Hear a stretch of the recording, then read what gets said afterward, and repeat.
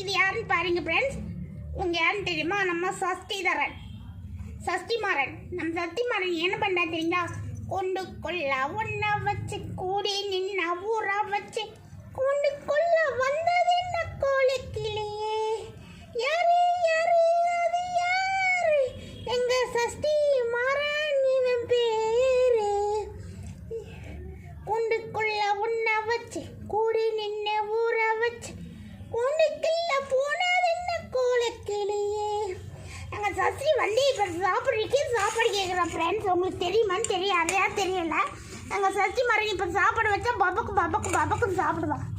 சாப்பிட்டு அப்படியே மருந்து போடணும் நாங்கள், சரிங்களா?